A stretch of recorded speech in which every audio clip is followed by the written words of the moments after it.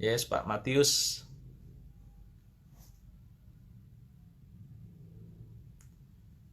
Halo semuanya, kita ketemu lagi. Sebentar tunggu Bro Deki ya. Lanjut, tanggung kita ngobrolnya nih. Kalau ada yang mau ditanyakan silakan ya, Pak Matius, Pak Johan, Pak Teddy.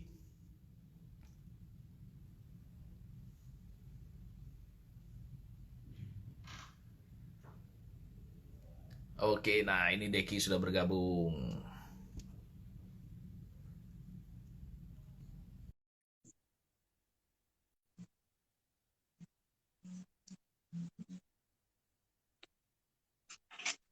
Yes, ATM, betul. Amati, tiru, dan modifikasi. Keren banget.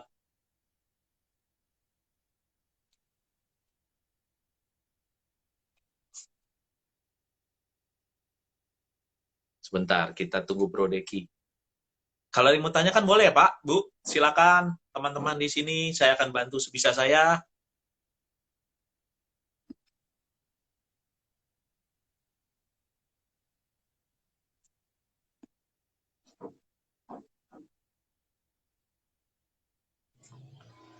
Gimana hari-harinya? Terus semangat ya. Jangan nyerah.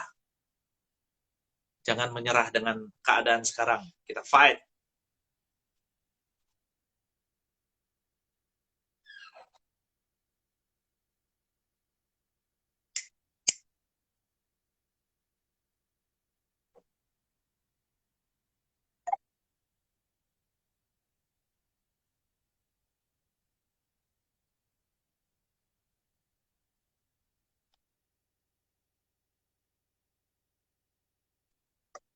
Nah, ini mana nih Bro Deki? Sebentar ya. Bro Deki.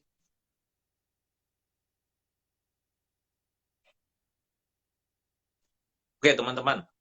Mungkin Bro Deki belum bisa bergabung. Dia lagi mungkin secara signalnya ya. Tapi saya ulangi pembicaraan saya dengan Bro Deki hari ini. Yang pertama adalah di saat-saat seperti ini, kita terus bangun branding diri kita yang benar. Jadilah orang yang bisa dipercaya, jadilah orang yang bisa diandalkan. Dan pada saat kita sudah mendapat kepercayaan itu, kita manfaatkanlah sebaik-baiknya, kita gunakan sebaik-baiknya, kita kerjakan sebaik-baiknya kepercayaan itu. Jangan anggap kepercayaan yang diberikan orang, ya kecil banget. Tapi percayalah, pada saat kita mengerjakan hal yang kecil dengan benar, dengan baik, maka perkara besar akan Tuhan sediakan buat kita. Perkara besar itu nanti akan disediakan lagi. Jadi, nikmati apa yang ada padamu saat ini. Kalau memang hari ini cuma bisa dapatnya satu, kerjakan satu ini menjadi dua. Misalnya, dikasih dua, kerjakan sebaik-baiknya dua ini bisa jadi empat. Itu yang pertama, jadilah orang yang bisa diandalkan, yang bisa dipercaya, dan kerjakanlah kepercayaan itu sebaik-baiknya. Yang kedua, teman-teman, pada saat kita saat ini belum bisa berdiri sendiri, ya, belum bisa mandiri lah istilahnya, melakukan usaha ini sendiri. Nah, sarannya adalah nempellah dengan mereka yang sudah berhasil. Nempel bukan sebagai parasit, nempel bukan sebagai peminta-minta, tetapi kita nempel untuk belajar. Belajar bagaimana caranya, bertanya bagaimana caranya. Di sini ditanya mentor, banyak mentor-mentor yang siap membantu membagikan ilmunya. Teman-teman bisa DM, bisa bertanya, nanti ada mentor yang capable di bidangnya akan membantu menjawab. Nah, misalnya teman-teman di sini yang bergabung, ada usaha kuliner. Kebetulan saya sudah berkecimpung di dunia kuliner dari 2009, jadi silakan teman-teman bertanya. Nah, mungkin saya di sesi yang kedua ini nggak akan waktunya, nggak bakal mungkin 1 jam, karena teman-teman mungkin ada kesibukan. Ya, saya batasi maksimum sampai 8.30 saja. Jadi silakan bertanya. Saya itu, tadi yang kedua ya teman-teman, nempellah, belajarlah dari mentor-mentor yang ada. Ya, masalah nempel dengan orang-orang yang berhasil ini saya tadi sudah kasih contoh bagaimana dulu saya waktu kuliah sambil bekerja, saya bekerja di satu perusahaan instansi keuangan, ya lalu bagaimana menawarkan produk pada saat saya berkata saya dari perusahaan A yang orang sudah kenal, atau saya menawarkan dari pribadi saya dengan produk yang sama, pasti orang akan lebih percaya pada saat saya mengatakan saya adalah wakil dari perusahaan A. Nah, seperti itu. Itu contoh salah satu nempel. Kalau tadi dengan usahanya Bro Deki yang dia jualan susu almond, saya cuma bilang, bro carilah pengusaha susu almond atau brand susu almond yang sudah dikenal, cobalah jual itu dulu, sama-sama toh jual susu almond kan. Tapi setelah itu kan bro bisa menawarkan produk you. Karena apa? Sudah bangun dulu kepercayaan dengan market. Orang sudah tahu bahwa Deki menjual produk susu almond yang baik, yang bermanfaat untuk kesehatan, sehingga pada saat nanti dia menawarkan produknya yang produk dia sendiri, orang akan sudah percaya. Kalau tadi dikatakan adalah ATM, amati, tiru, dan modifikasi. Yes, saya setuju. Untuk memulai usaha saat-saat ini, nggak perlu lagi kita punya satu idealis. Bukannya berarti salah ya, kalau saya pribadi sekarang, kondisi sekarang, kalau untuk memulai dari nol dengan idealis yang benar-benar 100%, saya rasa kita akan buang waktu. Sedangkan sekarang percepatan waktu itu sangat, mungkin yang kita pikirkan saat ini, ya bisa jalan besok, waktu kita mengerjakan besok sudah berubah lagi. Nah, jadi menurut saya paling gampang adalah sekarang kita amati. Apa kita misalnya kita mau usaha kuliner, oke. Mau usaha restoran, oke. Kita lihat usaha restoran jenis apa? Katakanlah Chinese food, oke. Chinese food yang berhasil kayak gimana? Kita lihat sekarang seperti apa Chinese food itu. Wah, misalnya sekarang mereka ini karena kondisi lagi COVID sudah tidak bisa dine in. Oke, mereka sekarang bikinnya apa? Ada satu restoran Chinese food yang cukup terkenal, dia jualan catering. Sebulan itu berapa rupiah? Dia jualan catering. Kita bisa tiru nggak? Bisa.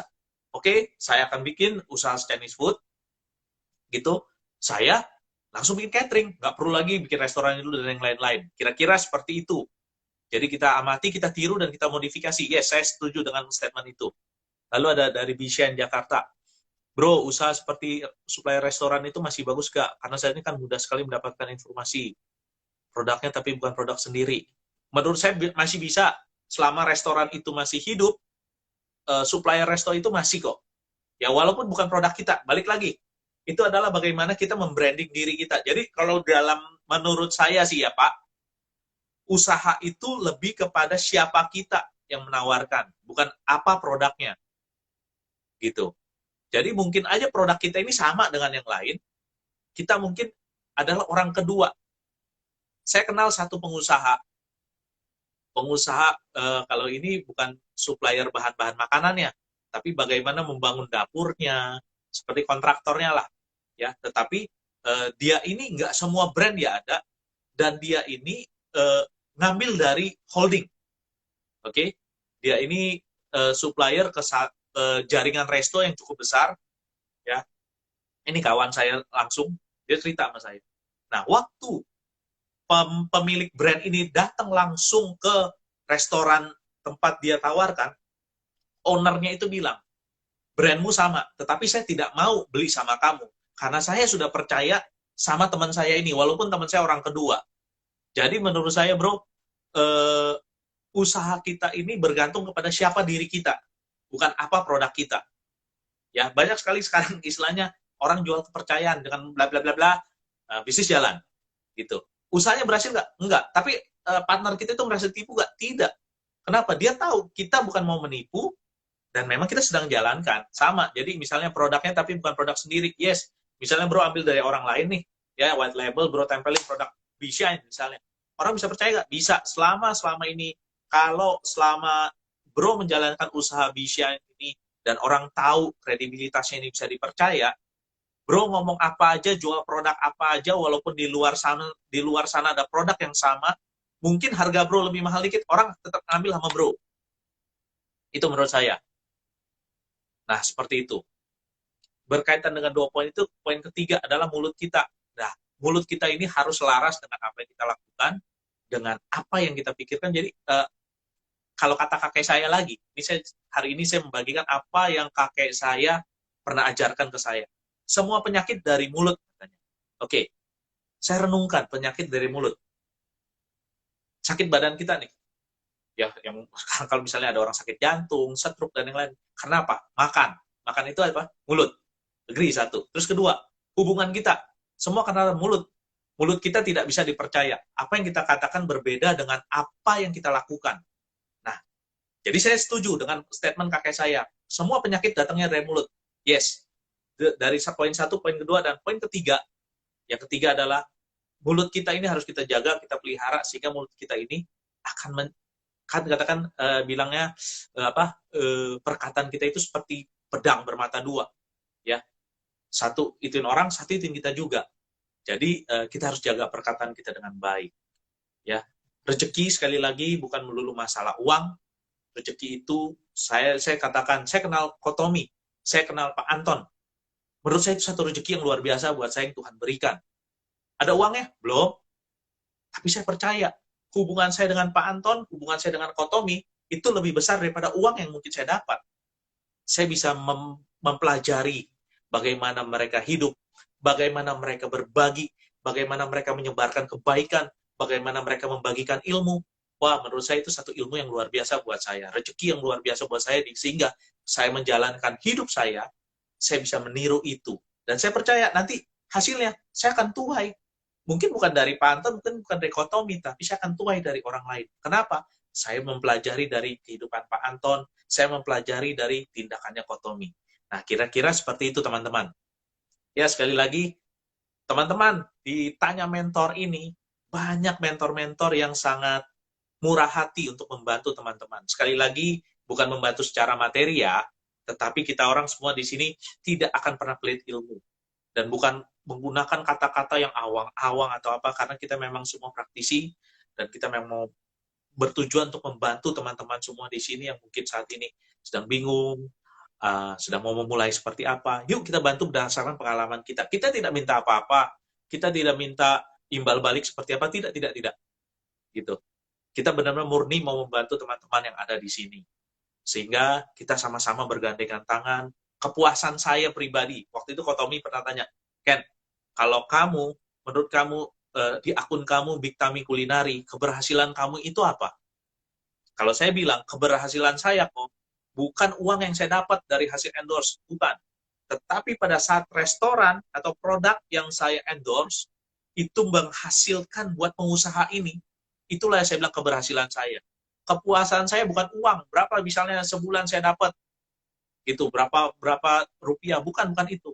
Kepuasan saya adalah kalau misalnya saya posting besoknya atau dalam kurun waktu tertentu, pengusaha itu bilang atau pemilik produk itu bilang, Ken, thank you, lu sudah promoin dan sekarang usaha gue berhasil. Ada kayak gitu, banyak, dan mereka sekarang jadi sahabat baik saya. Bahkan sekarang kalau saya lagi mau makan ke tempat dia, ada 4-5 orang sekarang ya, pengusaha restoran. Kalau saya datang ke tempat dia, saya mau makan loh, bukan mau endorse, saya mau makan. Dia tidak mau terima uang saya, tapi saya nggak mau. Saya bilang, saya hari ini makan, bukan endorse. Yuk, kamu harus terima uang saya. Jadi kita jangan juga memanfaatkan setelah kita berhasil, lalu kita memanfaatkan hubungan kita ini menjadi cari untung sendiri. Nah, jangan kayak gitu. Ya, mereka usaha. Kalau kita mau makan, ya kita makan, kita harus bayar dong. Ya nggak? Teman-teman kita kan juga usaha. Bukan Sinterklas kan? Nah, jadi menurut saya gitu, keberhasilan saya di dalam akun Big Tami saya adalah pada saat kalau saya bisa memberikan hasil untuk pengusaha kuliner atau produk ini, hasilnya penjualannya baik, itu keberhasilan saya. Kalau saya terima DM atau WA, bilang, Ken, thank you, usaha gue maju nih. Nah, seperti itu yang terjadi. Yang tadi saya bilang, sahabat saya sekarang pengusaha restoran itu, dia bilang, karena kalau lu dulu nggak bantu awalnya nih, ya walaupun saya dibayar gitu, kalau lu nggak mulai seperti itu, mungkin usaha gue nggak kayak sekarang. Jadi sekarang itu kita jadi seperti sahabat. Jadi ada produk baru, Ken, gue ada produk baru, lu cobain dong. Oke, gue datang. Bayar nggak? Bayar. Harus bayar. Nah, seperti itu kira-kira teman-teman. Ya. Lalu di sini, cara mulai usaha yang baik dan benar itu gimana ya, bro? Tadi saya sudah sedikit banyak Pak Iqbal, ya, saya sudah bilang, tetap kita harus punya perencanaan, harus, wajib, kita harus tahu, oke, arahnya setengah tahun ke depan bagaimana, 1 tahun ke depan seperti apa, 2 tahun ke depan mungkin seperti apa, perencanaan yang ada kita pelajari, kita plan, kita renungkan, lalu kita kerjakan sebaik-baiknya, dan kita review. Jangan kita pasang kacamata kuda dengan idealis kita ya. Wah, pokoknya gue biasanya cara begini, idealnya harus begini, bukan seperti itu.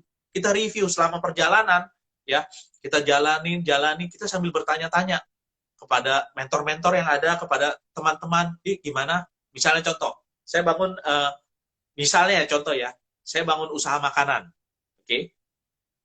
Katakan produknya bakmi yang lagi ngetrend sekarang. ya bakmi. Oke, saya set nih. Oke, misalnya saya dalam setengah tahun depan, kondisi normal ya, kita bisa contoh. Saya harus punya toko yang memiliki omset, katakanlah X rupiah. Untuk planningnya ini berarti saya bagi lagi semuanya, lalu saya akan cari supplier mie yang terbaik, ya, bagaimana menyajikan produk yang terbaik, lalu planning setiap bulan misalnya harus ada keluar produk baru seperti apa, itu sudah saya susun dulu semuanya. Nah, di dalam perjalanan, sekali lagi reviewnya seperti apa.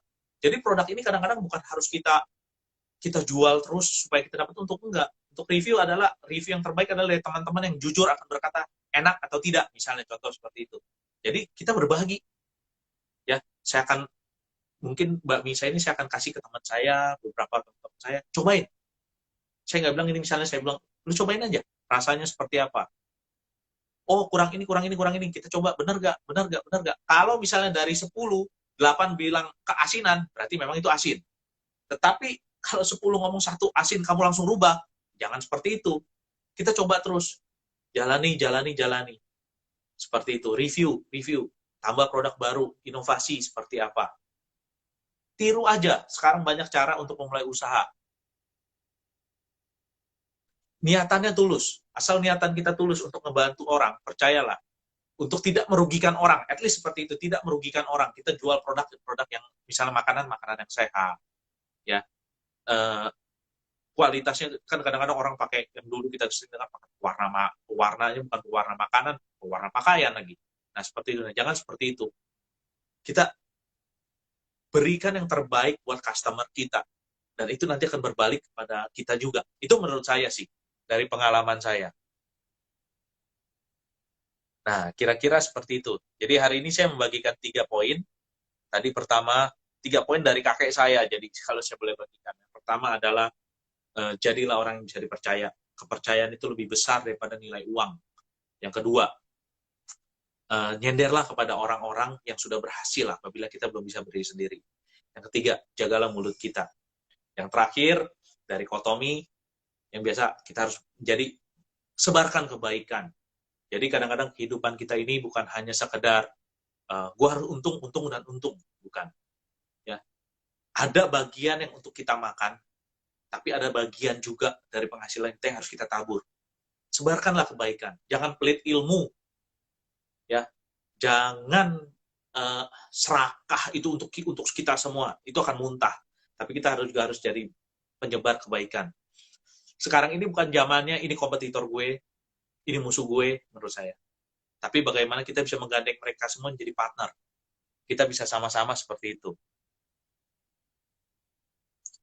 Saya rasa seperti itu sih hari ini. Gitu ya teman-teman. Nah, saya rasa sharing saya malam hari ini seperti itu. Semoga ini bermanfaat buat teman-teman. Sekali lagi, follow akun ini, follow akun mentor-mentor yang ada, dan follow akun saya juga kalau boleh, Big Tami Kulinari, Big Tami _ kulinari, dan juga channel YouTube saya bersama Kotomi, Think Channel. Kita sebarkan kebaikan, terus semangat, percaya aja, kita pasti bisa bangkit, kita pasti bisa menang.